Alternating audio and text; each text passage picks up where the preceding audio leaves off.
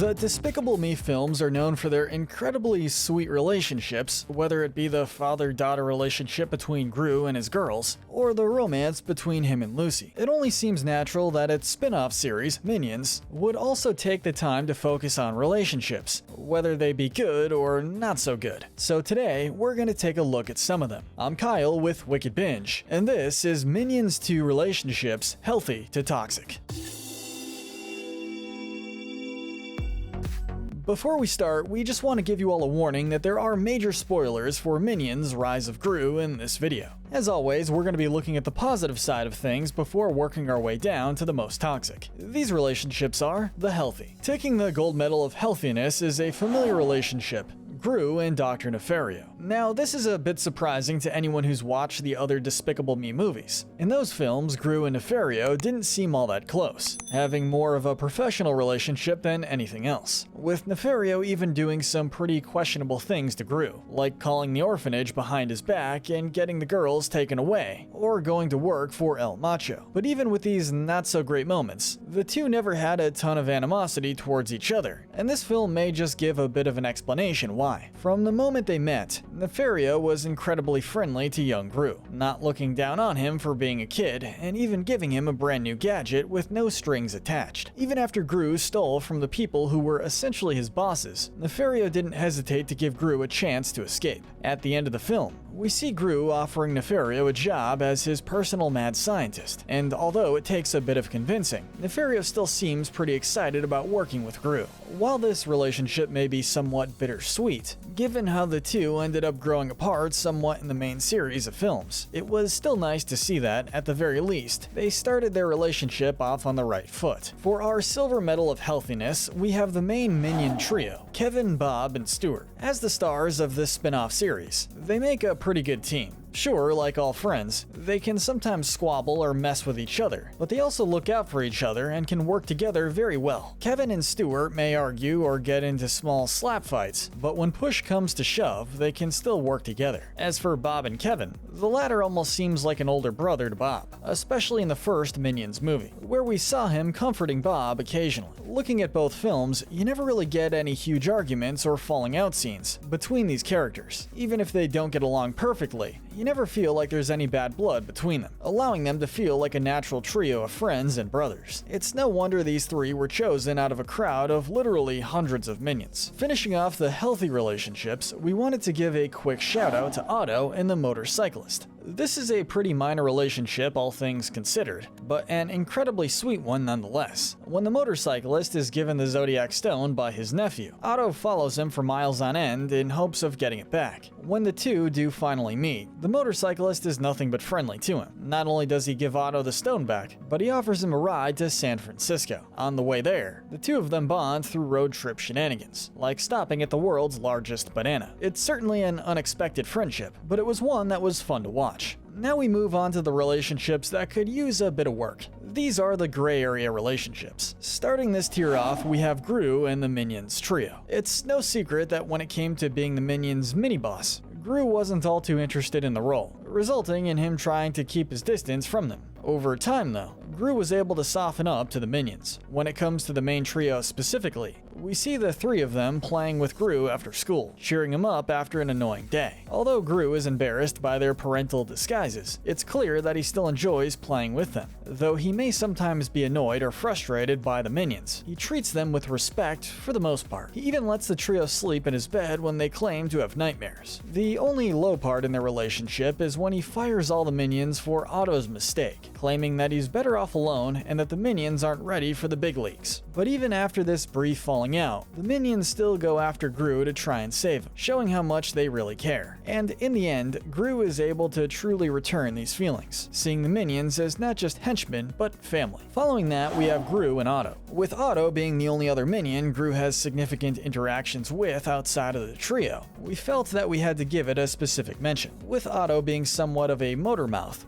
Gru seems to be especially annoyed with him at times. We see him tell Otto that they're going to play the quiet game, and then ignoring Otto once he's silenced himself. There's also, of course, the anger Gru shows towards Otto after he loses the Zodiac Stone, and while we can't blame him for being angry, it's still a knock against their relationship. That said, Gru is able to forgive Otto after he gets the stone back, showing that even in the case of a huge screw-up, he doesn't necessarily dislike Otto enough to hold a grudge. As for Otto, while he may be easily distracted by things like pet rocks, he still cares about Gru just as much as the other minions do. During the final battle, Otto puts his own life at risk to save Gru, and Gru returns the favor by saving Otto from falling. It's just a really nice moment, and it helps keep their relationship in the upper half of our gray area.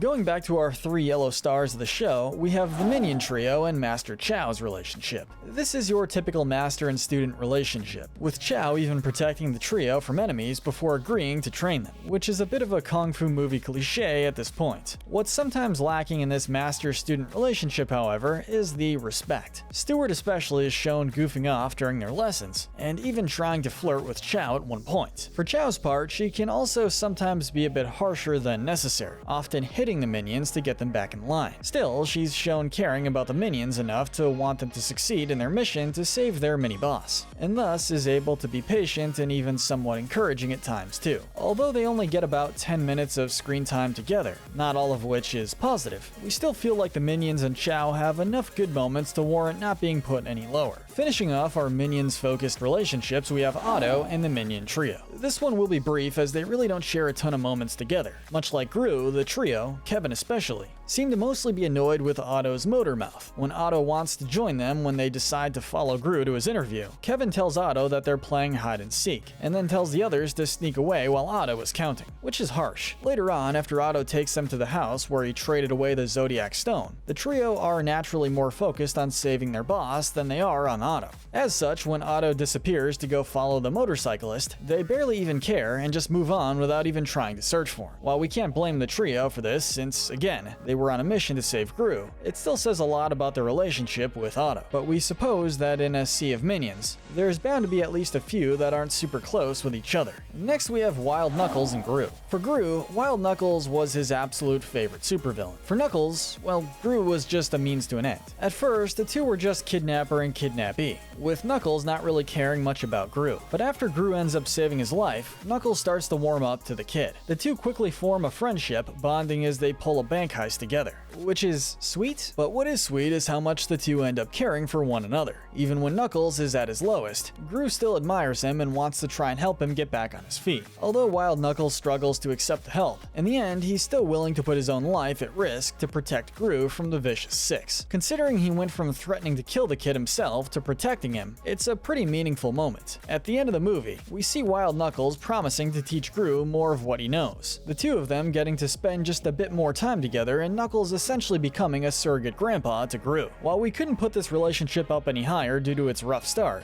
we'd love to see more adventures for these two to grow. Finishing off our gray area, we have the Vicious Six, or rather the Vicious Five. It's implied that 5 of them have a decent amount of history together and that on some level, they're friends as well as teammates. Unfortunately, we don't see a ton of examples of this. Sure, they're not constantly arguing or insulting each other, but we don't really get those family vibes like we do with Gru and the Minions, or Wild Knuckles and Gru either. At their core, it seems like it's all business. But what places them this low is their hidden willingness to double-cross each other for personal gain. After all, if they were willing to betray Wild Knuckles, their leader who hadn't done anything to them, just so they could get some fresh blood in the group, what exactly is stopping anyone else in the group from starting another coup against one of the other members? And finally, we reach the absolute worst relationships of the bunch. These are the toxic relationships. Earning the bronze medal of toxicity is, of course, Gru and his mother, Marlena. Yeah, this is pretty much the opposite of Gru and Nefario's relationship. While we saw that relationship at its best in the movie, this one is pretty much at its worst. For Marlena, calling her a neglectful mother is a bit of an understatement. She doesn't keep track of Gru and what he's doing, nor does she even bother picking him up from school, and is instead more focused on her personal life and her dating life. As for Gru, he doesn't seem to respect her much, though at this point, we can't blame him. Throughout the film, these two never have a positive interaction together, and honestly, the only reason this relationship doesn't rank in the bottom 2 is simply because they never actually try to kill each other. Our silver medal of toxicity is going to Wild Knuckles and the rest of the Vicious Six. It really is a shame how these guys ended up. On Knuckles' side of things, he saw the other members as his buddies and legitimately wanted to rule the world with them by his side. Unfortunately, the rest of the Vicious Six only saw him as a washed-up old man, not caring if he still had any skills or talents left, which he clearly did, and ultimately tried to kill him just so they could replace him. Even after all Wild Knuckles did for them, the rest of the Vicious Six just can't seem to care one bit about him. And to add insult to injury, they even destroy his whole home while looking for him in Gru, essentially breaking Knuckles' heart all over again. And finally, our gold medal of toxicity is the relationship between Gru and the Vicious Six. So, you know the phrase, never meet your heroes? Well, Gru unfortunately had to learn this lesson the hard way. For as much as he tried to impress his fellow villains, all the Vicious Six could see was a puny child who couldn't hope to be a real villain, and thus were perfectly fine with belittling him for their own amusement. Even after Gru showed that he had talent, being able to steal the Zodiac Stone from right under their noses, the Vicious Six didn't exactly come around to see him for his evil potential. Instead, they wanted nothing more than revenge. Even after getting the stone back, the Vicious Six, Bellbottom especially, still wanted to kill Gru in the cruelest way possible, showing off just how evil and petty they were. All in all, idolization can be a dangerous thing, and between Gru's brief hero worship of the team and the Vicious Six's willingness to go completely overboard just to get back at some kid that wronged them,